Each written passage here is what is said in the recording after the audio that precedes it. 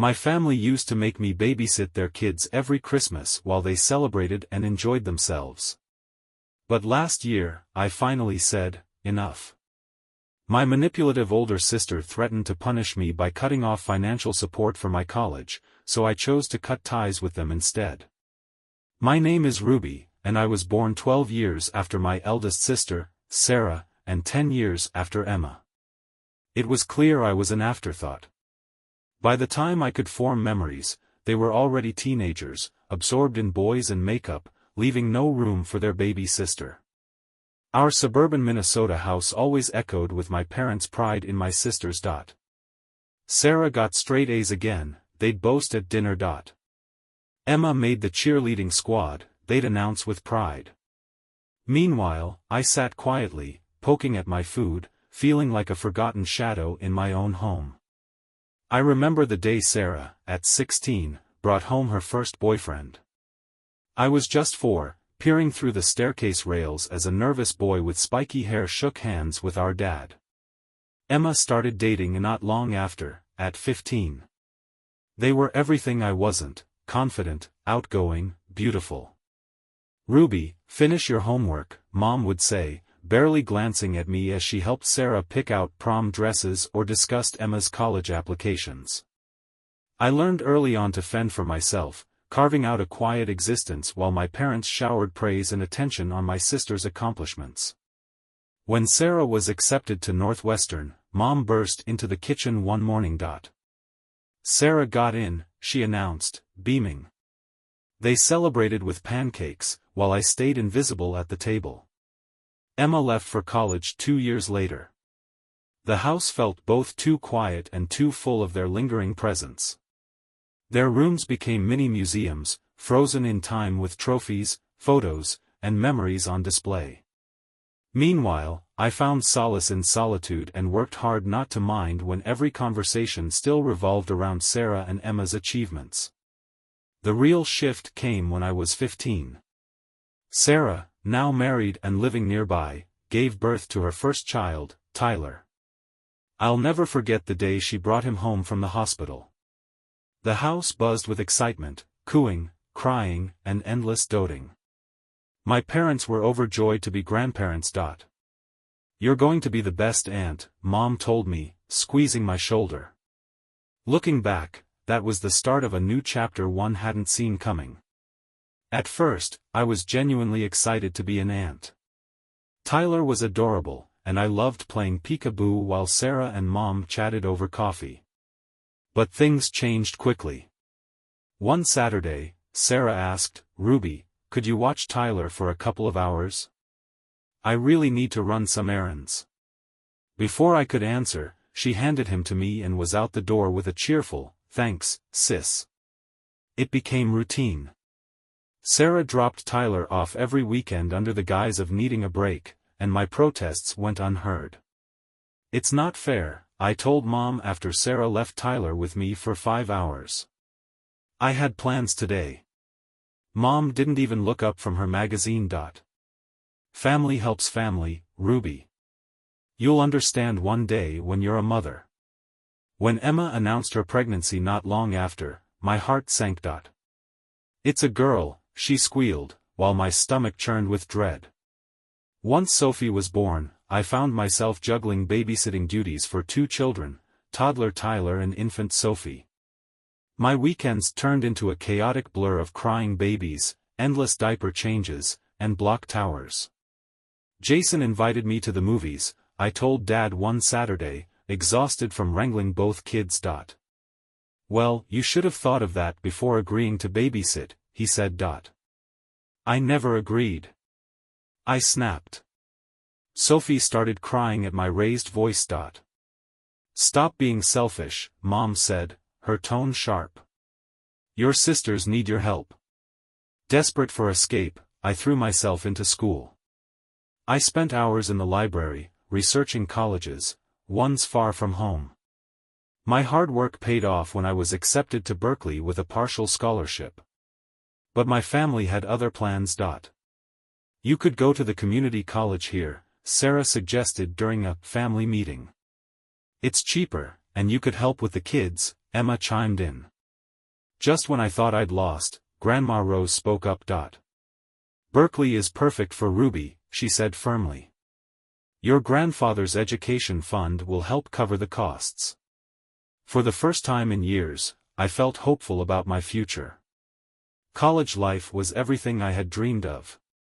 My dorm room became my refuge, my classmates became genuine friends, and for the first time, my weekends were truly mine. No crying babies, no toddler chaos, just me, my choices, and my freedom. But family obligations are hard to escape completely, especially during the holidays. While I avoided visiting home as much as possible, Thanksgiving and Christmas were non-negotiable. Mom would call weeks ahead, her voice filled with expectation. Everyone's excited to see you, Ruby. The kids miss their aunt. That first Christmas break after I started college, I stepped into a whirlwind of noise and chaos. Sarah now had 2 sons, Tyler and baby Luke, while Emma had added a boy, Max, to her family alongside Sophie. But that wasn't the end of it. Ruby. Aunt Janet greeted me as soon as I walked through the door, ushering her twin 5-year-olds toward me. They've been asking about you. I highly doubted that, but before I could respond, Cousin Rachel's daughter latched onto my leg, followed by Cousin Mike's kids. Ruby, honey, Mom called from the kitchen, barely visible behind stacks of dishes. Why don't you take the kids upstairs to your room? I'll bring snacks in a bit. Without another word, I was corralling 8 children up the stairs, my childhood bedroom transforming into a disaster zone. Toys, juice spills, and crayon marks covered every surface. Hours passed, and my stomach growled as the rich smells of Christmas dinner wafted upstairs. Mom finally appeared with a plate of kid-friendly snacks, barely acknowledging me before leaving again. By the time I sneaked downstairs, after coordinating with parents to collect their kids, the dining room was deserted. All that was left were dirty plates and cold remnants of dinner. Oh, Ruby, Emma said, shrugging on her coat. Max was such an angel for you, right? It's past his bedtime, so we've got to go. Sarah and the others followed, chatting cheerfully as they bundled up their kids. Not a single thank you, not one word of gratitude. Ruby, can you help with the dishes? Mom called from the kitchen, as if I hadn't just spent the entire day doing everyone else's work.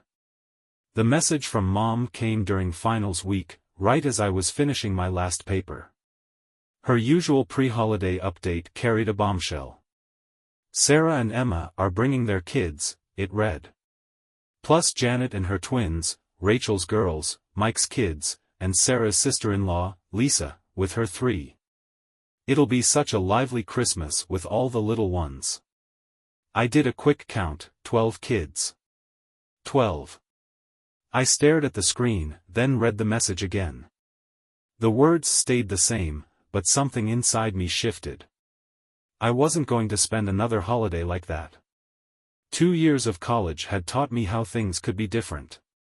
I'd listened to my friends talk about holidays filled with board games, family movies, and shared meals. My experience, by contrast, felt like a free babysitting service disguised as family time. This time, I wasn't going to let it happen. I packed my bag for the holidays feeling an unusual sense of calm. I wasn't dreading Christmas this year, because I had a plan. The days leading up to Christmas were deceptively normal. I helped Mom prepare her signature dishes, pot roast, honey-glazed ham, and apple pie. I decorated the Christmas tree, hanging my childhood ornaments alongside the fancy ones Mom reserved for display. But Christmas Day arrived with its usual chaos. Car after car pulled into the driveway, each one adding more children to the fray. Sarah arrived first with Tyler and Luke, followed closely by Emma with Sophie and Max. Lisa showed up with her 3 kids, and the rest of the family soon followed. I watched from the corner of the living room as Sarah approached me, her youngest balanced on her hip. Ruby, she called in that familiar tone, the one that always preceded her handing off her children. The boys have been so excited to see you. They can't wait to play with their favorite aunt. She started nudging them toward me, but this time, I didn't move. I stood my ground and met her gaze. No, I said, my voice steady despite my racing heart. I'm not watching the kids today. I'm here to enjoy Christmas, like everyone else. The room didn't fall silent, there were too many children for that, but the ripple of shock was undeniable. Sarah froze, her mouth opening and closing like a fish out of water. Mom, halfway through the doorway with a tray of cookies, stopped in her tracks. Dad lowered his newspaper, raising his eyebrows in surprise. But who's going to watch the kids? Emma's voice was high-pitched, teetering on panic. I turned toward the stairs, pausing just long enough to catch Mom's helpless shrug and Sarah's incredulous expression. They looked as if someone had told them Christmas was cancelled. Climbing the stairs, I felt a weight lifting. My childhood bedroom, unchanged since high school, welcomed me like a safe haven. The click of the door behind me was final, the period at the end of a very long sentence. Downstairs, chaos erupted. Muffled voices rose and fell, punctuated by the occasional thud or cry. I heard snippets of indignant protests. Can you believe her? She's so selfish. In my day. I smiled to myself. Let them talk. Let them figure it out for once. My phone buzzed with a message from my college roommate, Kate. Did you finally do it? Stand up to them? Operation Freedom is underway, I replied. Currently hiding in my room while they deal with their own kids. A knock on the door interrupted my peaceful rebellion. Ruby? Mom's voice carried a mix of concern and exasperation. The children are asking for you. I'm busy, Mom, I called back, not moving from my spot. Her sigh echoed through the door before her footsteps retreated down the hall. For the next 2 hours, I alternated between texting friends and savoring the rare quiet. The group chat lit up with stories of other people's family drama. Jessica's uncle was drunk again. Kate's brother had brought a surprise girlfriend. Mike's grandma was on her usual, "Why aren't you married yet?" tirade. For once, my story felt different. Instead of complaining, I shared my quiet victory. Eventually, I ventured downstairs, drawn by the smells of dinner. The dining room fell silent as I entered, every adult turning to look at me like I was a ghost.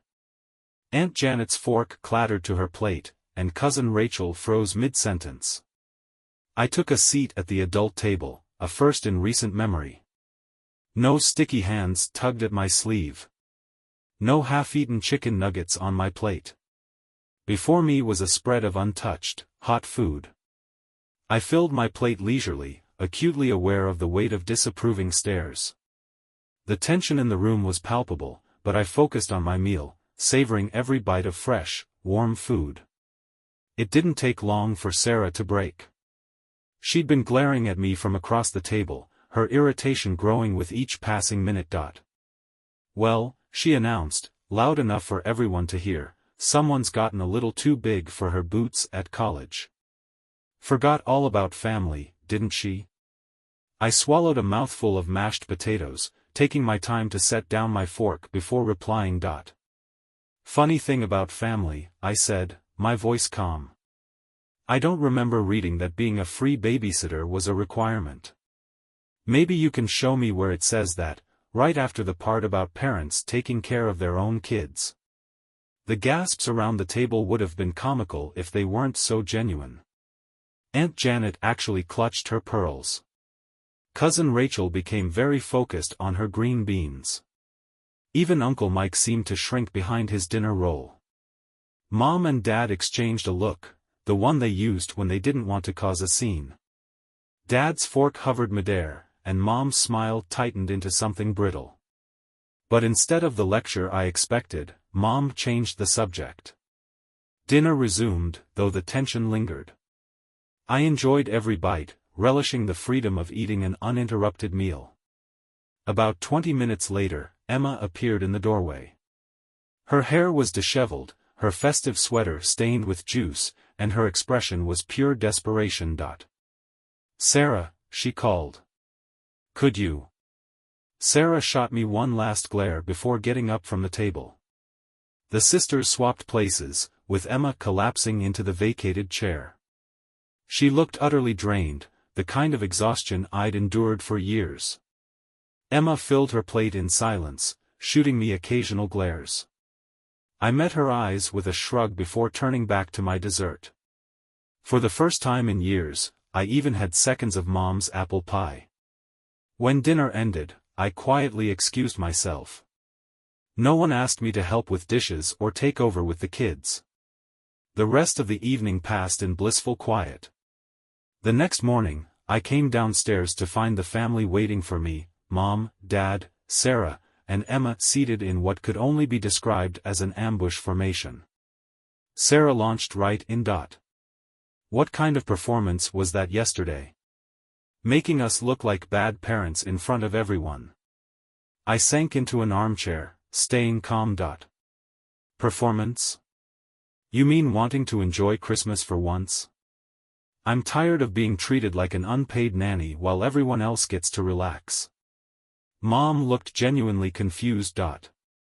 "But you never complained before." I couldn't help but laugh. "Are you serious?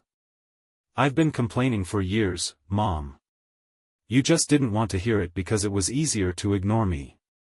Their voices overlapped, accusations, guilt trips, and reminders of family duty. I let them rant, waiting until they ran out of steam. "They're not my kids," I said firmly. "I didn't have them, and they're not my responsibility. Especially not during the holidays." Sarah, clearly frustrated, played her trump card. "Well, maybe we should stop helping with your college tuition. Let's see how independent you really are." The silence that followed was deafening. I met her gaze, unflinching. "Actually, Sarah, Grandma's been paying my tuition. You know, the same education fund that helped you and Emma. And even if that wasn't true, I'd still find a way. I'm not afraid to work for what I need." I stood, my decision made.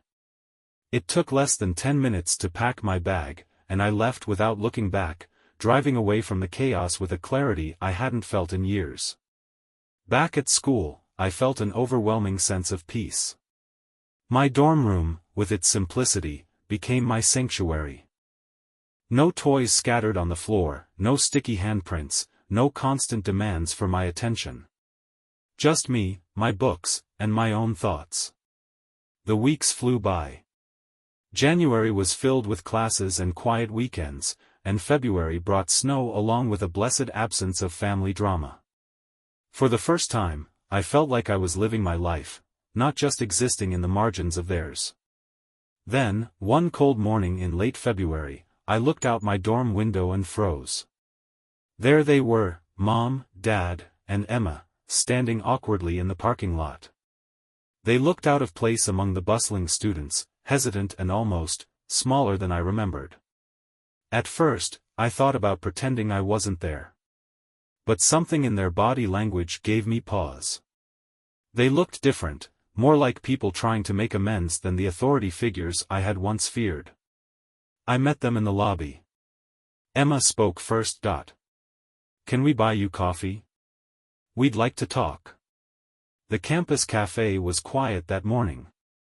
We found a corner table, and for a few moments, no one spoke. The silence was heavy but not hostile. Mom broke it first, her hands nervously fidgeting with her coffee cup. "Ruby," she began, her voice unusually soft, "we've been doing a lot of thinking. After you left, we had some long, difficult conversations as a family." "Very long conversations," Emma added, her tone more serious than I'd ever heard it. Mom continued. "We realize now that we were wrong, terribly wrong. We took advantage of you, used family duty as an excuse, and ignored how unfair it all was. You deserved your own holidays, your own time.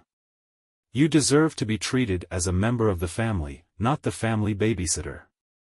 Dad cleared his throat, his voice low but sincere. We didn't see it then, but we see it now. You were right to stand up for yourself. You deserved better. I took a slow sip of my coffee, studying their faces. There was no defensiveness, no excuses, just regret and sincerity. What about Sarah? I asked. Emma sighed. Sarah's processing. You know how she is. Admitting fault doesn't come easy to her. But the rest of us, we want to do better. Things will be different, Ruby. We promise. Mom reached across the table, her eyes pleading. We want you to come home because you want to, not because you're needed to babysit. I nodded slowly. Okay. I believe you. That evening, after they'd left, I unblocked their numbers. Within minutes, Emma sent me a text, "Miss you, little sis." For real this time. The months that followed brought a cautious but hopeful new normal. I visited home on a few weekends, and the dynamic had shifted. Emma managed her own kids or hired a babysitter when needed.